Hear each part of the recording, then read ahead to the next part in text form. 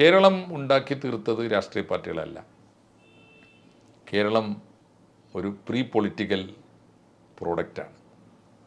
നമ്മുടെ കക്ഷി രാഷ്ട്രീയം കേരളത്തിൽ ചില തുടർച്ചകൾ നിർവഹിച്ചു എന്നേ ഉള്ളൂ.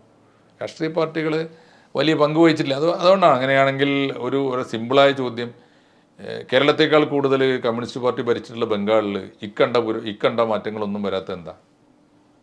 വളരെ സിമ്പിളാണല്ലോ. അപ്പോൾ കമ്മ്യൂണിസ്റ്റ് പാർട്ടി ഉണ്ടാക്കിയ കേരളം എന്ന് പറയുകയാണെങ്കിൽ ഇതിനേക്കാൾ കൂടുതൽ ഉണ്ടാവണ്ടേ? അതുണ്ടായിട്ടില്ല. അപ്പോൾ കേരളത്തിൽ സാധ്യമായത് ബംഗാളിൽ സാധ്യമല്ല. കാരണം ചോദ്യം അവർ സൗകര്യപൂർവ്വം ഒഴിവാക്കും. അത് പ്രധാനപ്പെട്ട ചോദ്യമല്ലേ. അപ്പോൾ അതുകൊണ്ട് ഞാൻ വിചാരിക്കുന്നത് രാഷ്ട്രീയ നിർമ്മിതി അല്ല കേരളം, ഒരു പ്രീ പൊളിറ്റിക്കൽ നിർമ്മിതി. അതിന് കളമൊരുക്കിയ ഒരു മണ്ണുണ്ട്. ആ മണ്ണിൽ നിന്ന് പഠിക്കുകയാണ് വഴി. ആ മണ്ണിൽ തീർച്ചയായിട്ടും ഗുരുദേവനുണ്ട്. ആ മണ്ണിൽ ഈ സമുദായ പരിഷ്കരണ പ്രസ്ഥാനങ്ങളുണ്ട്. സമുദായ പരിഷ്കരണ പ്രസ്ഥാനങ്ങളൊക്കെ തമ്മിൽ കലഹമില്ലാത്തൊരു കാലമുണ്ട്. ഇപ്പോൾ 1924 വൈക്കം ഒറ്റ ഉദാഹരണം. വൈക്കം സത്യാഗ്രഹത്തിൽ 3 ധാരയുണ്ട്. 3 ധാരയും തമ്മിൽ കലഹമൊന്നും ഉണ്ടായിട്ടില്ല. 3 ധാര, ഒന്ന് ടി.കെ. മാധവൻ്റെ മൂവ്മെൻ്റാണ്. ഈ അധസ്ഥിതൻ്റെ അയിത്ത ജാതിക്കാരുടെ ഉന്നമനം സാധ്യമാക്കുക, അവരെ മനുഷ്യരാക്കി തീർക്കാനുള്ള ഒരു മൂവ്മെൻ്റാണ്. അതൊരു ഒരു പ്രധാനപ്പെട്ട മൂവ്മെൻറ്റാണ്. അന്നത്തെ പത്മനാഭൻ്റെ മൂവ്മെൻറ്റ് ഗാന്ധിയുടെ നിർദ്ദേശപ്രകാരം അത് ഹിന്ദു ഐക്യത്തിൻ്റെ ഒരു മൂവ്മെൻറ്റാണ്. Mannath Padmanabhan came down to earth. എന്നിട്ട് അദ്ദേഹം വിളിച്ചു പറഞ്ഞത് അദ്ദേഹം സവർണ ജാഥയാണ് നടത്തിയത്. എന്ന് പറഞ്ഞാൽ ഈ പാപം ഞങ്ങൾ ചെയ്തതാണ്, സഹസ്രാബ്ദങ്ങളായിട്ട് ഈ പാപം ഇത് തിരുത്തേണ്ടതും ഞങ്ങളാണ്. അതൊരു വല്ലാത്ത കൺഫെഷൻ ആണല്ലോ. അപ്പോൾ ലക്ഷ്യം ഒന്നാണ്, വൈക്കം മഹാദേവ ക്ഷേത്രത്തിൻ്റെ പരിസരത്തൂടെ വഴി നടക്കാനുള്ള അവകാശം. അതുവഴി ക്രമേണ ക്ഷേത്രപ്രവേശനത്തിന് തന്നെയുള്ള അവകാശം. മഹാത്മാഗാന്ധി അതിനെ വിളിച്ചത് നിങ്ങൾ എന്തുകൊണ്ടാണ് 1 രൂപയ്ക്ക് സമരം ചെയ്യാത്തതെന്ന്. ഗംഭീരമായ ചോദ്യമാണത്. നിങ്ങൾ ഈ 4 അണക്ക് സമരം ചെയ്യുന്നത് എന്തിനാണ്? 4 അണക്ക് സമരം എന്ന് പറഞ്ഞാൽ വഴി നടക്കാൻ വേണ്ടിയിട്ട്. നിങ്ങൾക്ക് എന്താ 1 രൂപയ്ക്ക് സമരം ചെയ്താൽ എന്ന് പറഞ്ഞാൽ ക്ഷേത്രപ്രവേശനമാണല്ലോ വേണ്ടത്. അയ്യോ മഹാത്മൻ, അതൊന്നും ഇപ്പോൾ പറയാൻ സമയമായിട്ടില്ല എന്ന് മന്നത്ത് പറയുന്നുണ്ട്. അപ്പോൾ പറഞ്ഞു, the time will come, I will show you എന്ന് പറഞ്ഞിട്ടാണ് തിരിച്ചു പോണത്. അതാണ് പിന്നെ ചിത്തിര തിരുനാളിനെ പോയി കണ്ടു, തിരിച്ചു പോയി. അവർ പിന്നെ തീരുമാനമെടുത്തു. അതാണ് ക്ഷേത്രപ്രവേശന വിളംബരം. 36 അല്ലെങ്കിൽ 12 കൊല്ലം എടുത്തു. 24 25 ഗാന്ധി വന്നത് തോന്നുന്നു. അത് കഴിഞ്ഞ് 36. അപ്പോൾ ഞാൻ പറഞ്ഞത് അതൊക്കെ സംഭവിച്ചല്ലോ. അതിലൊരു ധാര കൂടി ഉണ്ട്. ഇതുകൂടി ചേർന്നതാണ് ഇന്ത്യൻനെസ്. EV രാമസ്വാമി നായ്ക്കർ വന്നു. രാമസ്വാമി നായ്ക്കർക്ക് ഇത് മനുഷ്യാവകാശ പ്രസ്ഥാനമാണ്. അവർക്ക് അദ്ദേഹത്തിന് ഈ 2 കൺസെപ്റ്റും അവഗണിച്ചു. അദ്ദേഹം ജാതിയെ അവഗണിച്ചു, ഹിന്ദു യൂണിറ്റി വെച്ചാൽ മതത്തെയും അവഗണിച്ചു.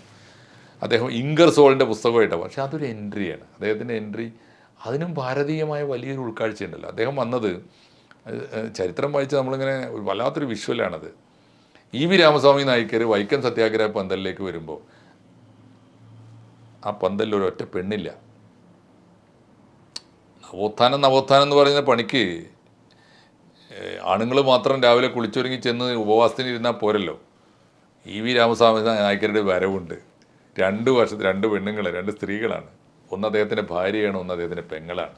അപ്പോഴാണ് നമ്മുടെ പല നേതാക്കന്മാരും ആലോചിച്ചത്, നമ്മുടെ വീട്ടിലുണ്ടല്ലോ പെങ്ങളും ഭാര്യയൊക്കെ എന്ന്.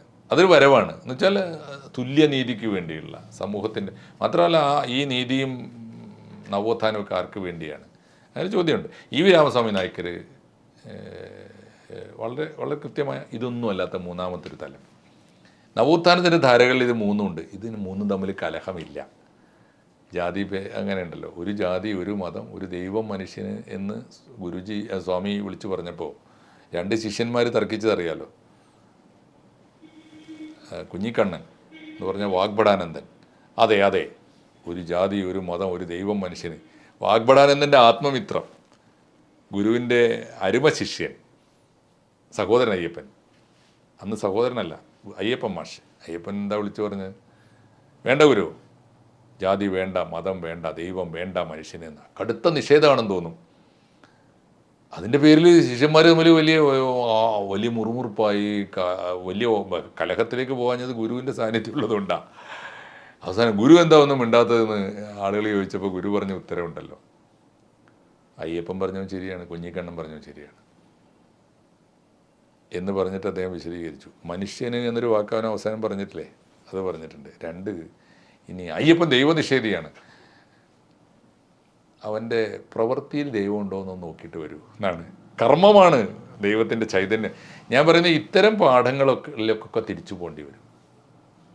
അപ്പോൾ ഒരുപാട് പേരിലേക്ക് നമുക്ക് തിരിച്ചു പോകാൻ പറ്റും. നവോത്ഥാനം എന്ന് പറയുന്നത് നിലച്ചു പോകാൻ പാടില്ലാത്തൊരു പ്രക്രിയയാണ്.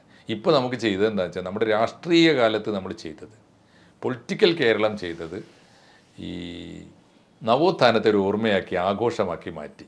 ശ്രീനാരായണ ഗുരുവിനെ, അയ്യങ്കാളി, ചട്ടമ്പി സ്വാമി, പൊയ്കയിലപ്പച്ചൻ, ഇങ്ങനെ കുറേ പേരുകൾ വന്ന് അവരുടെ ഓർമ്മ പെരുന്നാൾ നടത്തലായി. അതിന് പകരം നമുക്ക് മുന്നോട്ടാണ് പോകേണ്ടത്, നമ്മൾ പലപ്പോഴും മറന്നുപോയി. രാഷ്ട്രീയ കാലത്ത് നമ്മളൊക്കെ വോട്ട് ബാങ്കുകളായി മാറി.